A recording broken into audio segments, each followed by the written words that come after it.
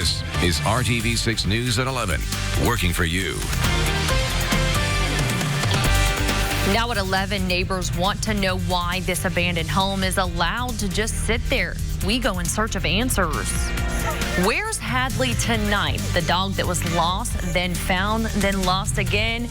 Now there's a new update that we want to share with you. An elegant affair celebrating tradition and a major transition as young girls become young women. Those stories straight ahead, but we begin with a Storm Team 6 alert, a winter weather advisory for Monday. Thanks for joining us here at 11 o'clock. I'm Nicole Griffin in the tracking center with meteorologist Kyle Mounds. Kyle, we are wrapping up a beautiful Sunday, but that is the end. Yeah. We're going from 60s to snow in less than 24 hours. Happy here Monday. In Central Indiana. Yeah, a case of the Mondays, I think so. All right, so we do have a transition to go through. We'll see some rain to start off our Monday, and then that will switch to snow because temperatures are actually going to be falling throughout the day, and will range in accumulations from around an inch to pockets where we could see 3 inches of snow. Initially, that will be melting, though, on the warmer roadways. Here's a look at where we do have that winter weather advisory from Monticello through Frankfort into Tipton, Anderson, Muncie. That kicks in at 11 o'clock tomorrow morning, goes until 8 o'clock tomorrow evening. Right now, though, all is nice and quiet here in central Indiana. The storm system taking shape here, though, bringing some snow and a wintry mix around Chicago and then stretches back into Iowa with temperatures right now dropping back into the 40s, 48 in the city, 41 in Kokomo and Bloomington. Morning drive is going to be A-OK, just a few isolated rain showers and temperatures around 40. Kyle, thank you. The Indiana Department of Transportation is ready to roll if the weather becomes a factor in your evening commute. Officials say trucks will be on the interstates around noon, pre-treating the ground ahead of any potential snow or ice. The full fleet of plows and salt trucks will be on the roads from about 4 p.m. to 10 p.m. Whatever happens or doesn't happen, officials say it's the perfect time to get reacquainted with the basic rules of winter driving. You are all used to being able to just fly on the interstates or state roads, wherever you're driving. Give it some extra time. We always say that whether it's construction season or winter weather, take a look at those temperatures. If they're near freezing, you could have some frost on the ground. You could have some ice on the ground, some black ice. You never know what could be out there. So take your time, slow down, maybe give yourself a couple extra minutes, and also give the cars in front of you some room. The Indianapolis Department of Public Works also is ready to mobilize the forces for tomorrow if necessary. DPW will have 80 plow trucks treating roadways and monitoring conditions starting at 11 a.m. Monday. At 11 p.m., 80 plow truck drivers will continue treating the roads into Tuesday morning's commute. Once drivers start treating roads, DPW will activate the Indy Snow Force viewer. This will show you where crews are and which streets have been treated or plowed.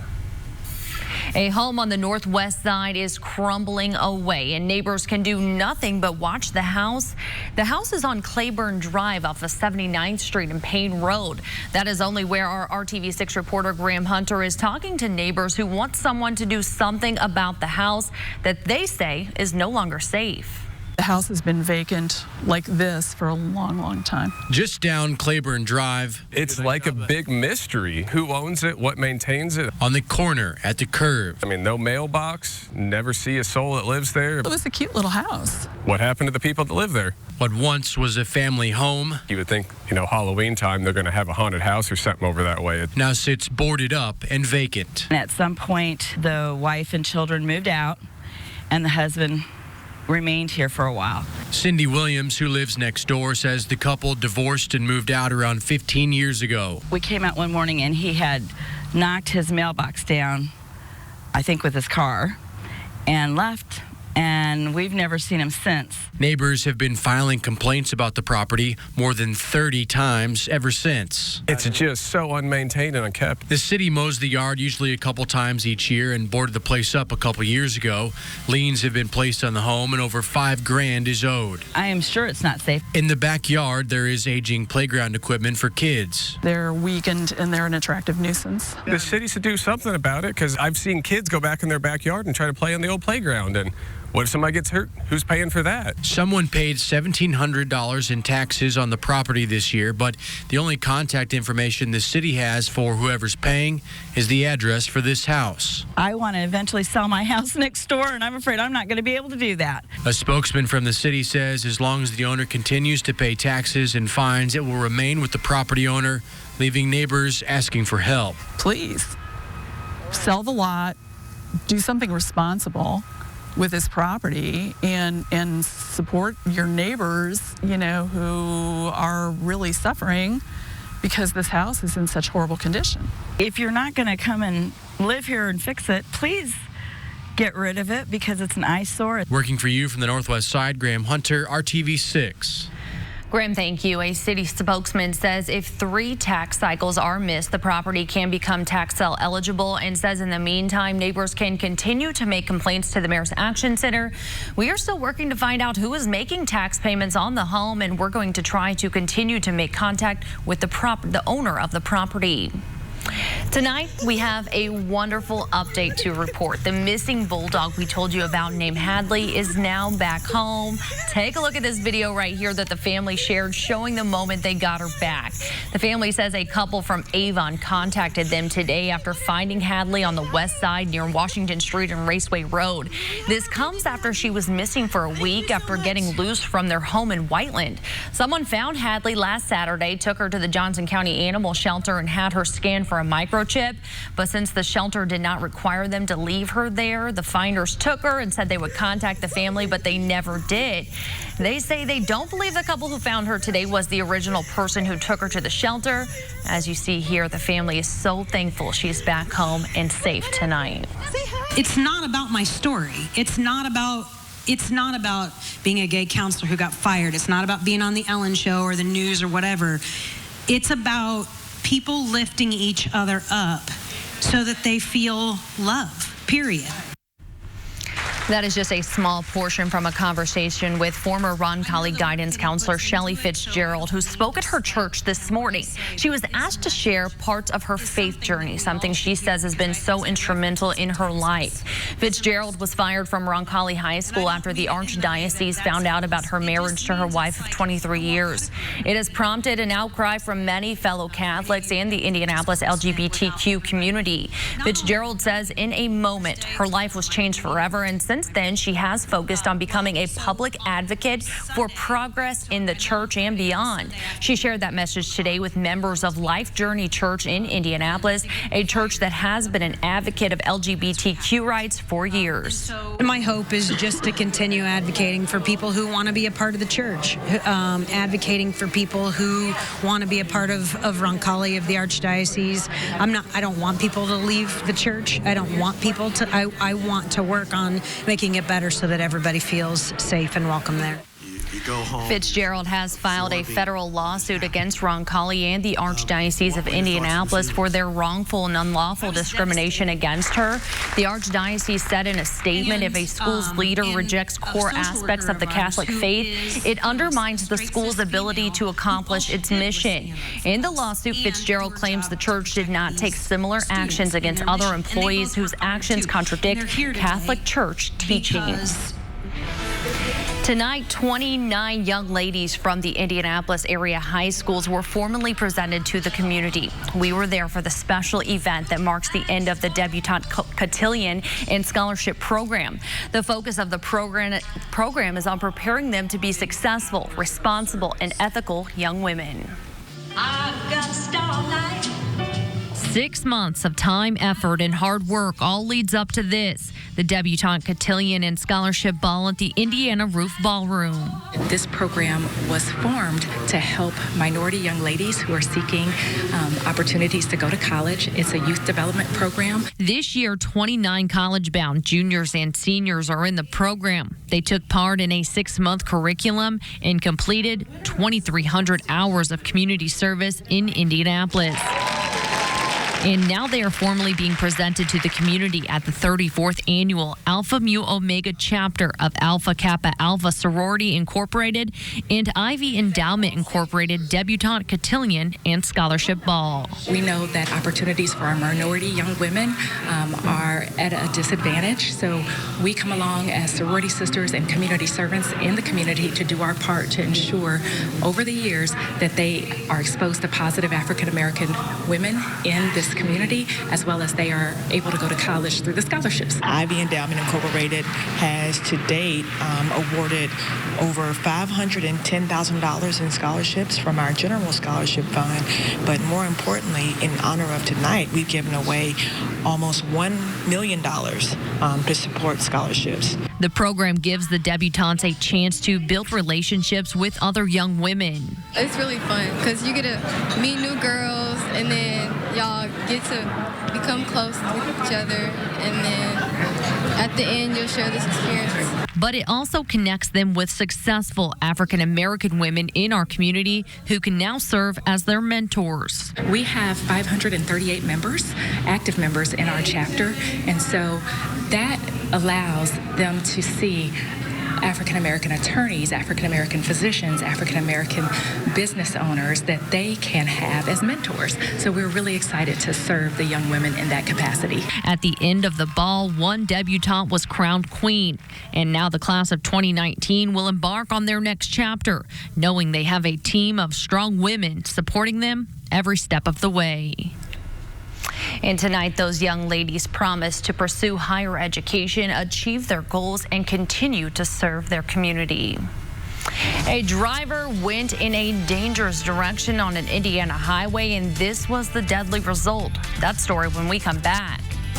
Weather may have impacted the annual Veterans Day Parade in downtown Indy, but there is still reasons to come downtown if you want to honor those who have sacrificed so much for our freedom. For less at Ross. Yes, for less. This is RTV6 News at 11, working for you. 2 people are dead and 1 is injured after a driver traveling the wrong way on Interstate 65 in northwest Indiana hit another car head-on. State police believe alcohol was a factor. The crash happened in Lake County on southbound 65 just after 1:30 this morning.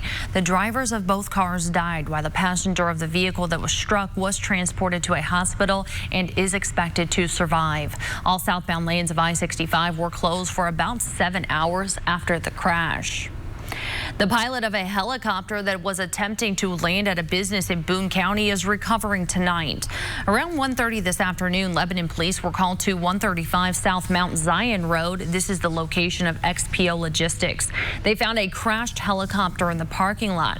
Police say 3 people were on board. They are contractors from Chicago who have been working on the building there. The pilot was attempting to land in the parking lot near parked semis. The early investigation, it looks like they had just landed, and upon landing, they may have, one of the blades on either the top or the back of the helicopter may have struck a semi-trailer. The pilot was taken to the hospital with minor injuries. The other 2 people on board were not injured. The FAA is now taking over that investigation.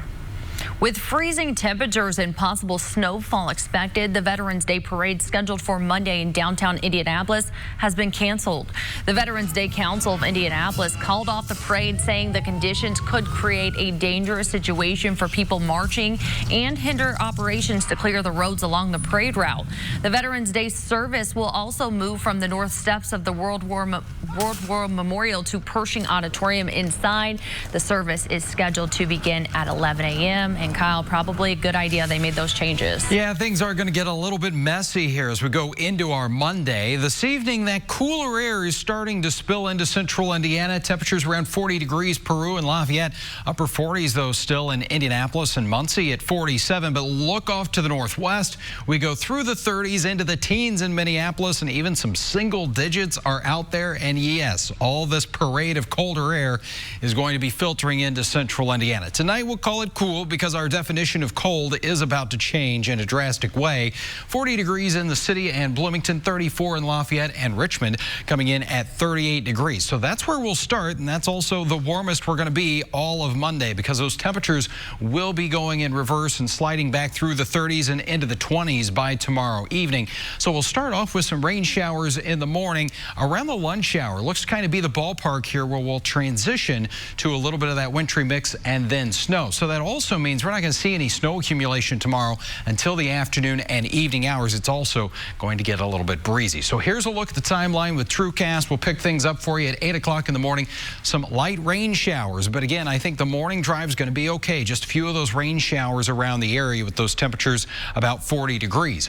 By the time we get to mid-morning, 10:30, we start to see a few more snow showers breaking out around Crawfordsville, that dropping down through Hamilton County into Muncie. And then as we go into 2 o'clock, you can see much of the area dealing with snow at that point. Southeastern areas around Greensburg, Seymour, Columbus, not quite making the transition over to snow. But tomorrow evening's drive is going to be a different story. We will have some snow. And again, I think that the road surface temperatures will allow some of this to melt, but we're going to have reduced visibility. That first snow is always a little bit tricky to get through. By 8 o'clock in the evening, it's really the southeast half of the state still dealing with snow showers, and by 11 o'clock, this all wraps up. So primarily on some of the grassy surfaces, we're looking at much of central Indiana, picking up around 1 to 2 inches of snow. Could see some pockets around Anderson, Muncie, toward Marion, Indiana of 2 to 3, and then up to an inch in Bedford and Seymour. And then temperatures really tumble here going into Tuesday morning. 15 degrees. That'll be around the record. We'll be into the lower teens on Wednesday morning, and we'll have a breeze. So by Tuesday morning, wind chills are going to be dropping around to below 0. There's your 7-day planning forecast. 24 the high on Tuesday. Temperatures only moderating into the 40s by next weekend, but after tomorrow's system, it's a quiet forecast. Cold and snowy start to the week. Very wintry feel. All right, Kyle, thank you. The Colts did not get a win today, but they did bring back one of their legendary players for the team's ultimate honor. We'll recap Sunday at the stadium coming up next.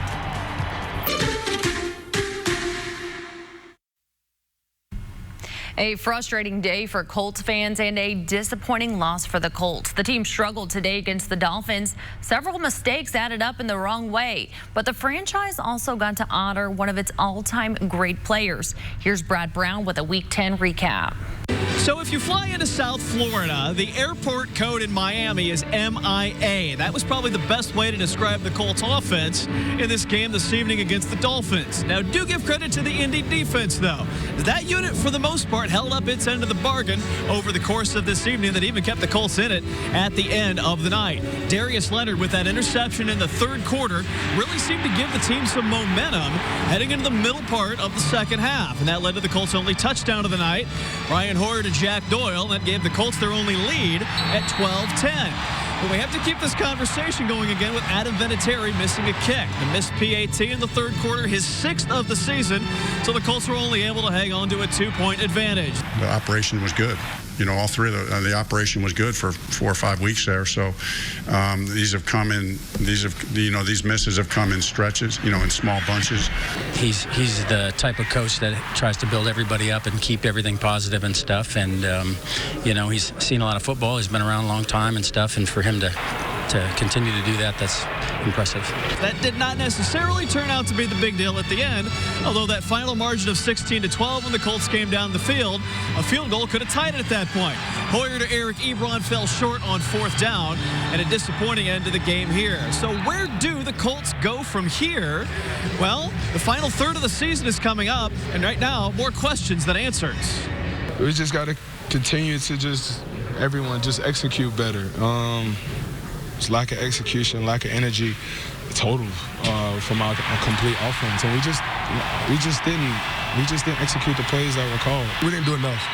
You know, we didn't do enough to get a victory. You know, they scored 16 points. You know, that's still not enough. So I don't think we played well. We didn't play enough to help this team win.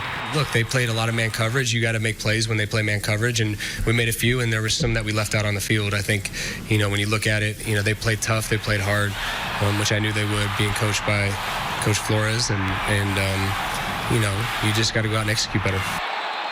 Some more Festive moments at halftime of tonight's game as the Colts added another great name to the Ring of Honor here tonight. Dwight Freeney, who of course was part of the Super Bowl championship team here and spent a majority of his 16 NFL seasons wearing the blue and white and the horseshoe. Honestly, it was about a third of that Super Bowl winning team here this evening. Peyton Manning, chief among them. Bob Sanders was back here as well. We saw Ryan Demout here, and of course many of the current members of the Ring of Honor were here as well. Had a chance to talk to Dwight when it was all done, and he was soaking it all in one more night here in the Circle City. One of the things that make it so special, you know, it's just the journey that you took with so many guys, what we all went through, and now we're back. Those feelings come back, and they're coming back for a moment that, to be quite honest, it's all of our moment, because I couldn't do anything without those guys. There are guys who are young in this league that mention your name. Okay. They come up as inspiration for motivating their game. Yeah. How does that feel all these years later? It feels great, you know. When you play this game, you know, and I was told by multiple guys. One guy, Bruce Smith, you know, he played for the obviously legend. You know, he told me, look, all the knowledge that I have is not just for me, it's for those who are younger than me, to teach them and grow them through the game. How it did for him. He wants me to have that type of success. And the same thing, I kind of took that and looked at it from my career. I played a long time. I played 16 years. So, you know, I got to touch a lot of different guys, different age groups, guys born in 95, 96, 97. And I'm almost going away to college. It's crazy. But in the end, I got a chance to help those young kids, because that's what it's about. Freeney is the first defensive player to be added to the Colts Ring of Honor. Let's be honest, Robert Matz's time will be coming soon. We'll see where that heads in the very near future. So the Colts record goes to 5-4. Two very important games coming up next. Here next Sunday will be the Jaguars, and then the quick turnaround on the 21st of that Thursday night game against Houston, specifically because the Texans now lead the division, and both of those division games ultimately could decide the Colts' fate in the AFC South before the end of the 2019 regular season. At Lucas Oil Stadium, Brad Brown, RTV6 Sports. Spring winter in Indiana, Tuesday at 8. IPS students are preparing to make important decisions tonight after today's Showcase of Schools event. The giant open house for the 70-plus IPS schools was held at Bankers Life Fieldhouse today. It comes as the enrollment period opens up for the district's choice programs. Choice programs encompass the entire educational offerings of a school. IPS takes part in a citywide unified enrollment system where families complete one application to apply for all IPS choice options and IPS innovation schools. Families had the chance to talk to representatives from each school today and find out about all the programs that are offered. Attention sky gazers, Monday is the day to watch Mercury glide across the sun. The rare event is called a transit. It only happens about 13 times per century, and the next one isn't set to happen again until 2032. Mercury will look like a tiny black dot on the sun starting at around 7:30 a.m. Eastern time. Its full path across the sun will take 5.5 hours. Because Mercury is so small, people will need binoculars or a telescope, but make sure you don't look directly at the sun because it can damage your eyes. A new survey reveals the least popular items at the Thanksgiving dinner table. First off, the online Harris poll of more than 2,000 adults found 68% of Americans secretly dislike a classic Thanksgiving food, yet they eat it anyway out of tradition. Here's the breakdown. 29% of people dislike canned cranberry sauce. I'm with you there, but reluctantly eat it anyway. 24% do the same for green bean casserole. 22% eat sweet potatoes or sweet potato casserole, even though they don't like it. 21% eat pumpkin pie but don't enjoy it. What? And 19% don't even like turkey but eat it anyway. I guess it's being thankful for the food you have. But I know. They're like, you know, everyone always eats it. I might as well eat it too. Yeah, see what all the hubbub's about, right? Exactly. Well, turkey and pumpkin pie, though, how can you go wrong? All right, tomorrow our forecast goes a little bit wrong here as temperatures will start off around 40, some rain showers, and then we'll see those numbers sliding into the afternoon with snow showers. Much of central Indiana, about 1 to 2 inches of snow. Some pockets could see about 3 inches to the north. All right, Kyle, thank you. Get prepared now. Thanks for joining us tonight. Good Morning Indiana starts at 4:30. Have a great night.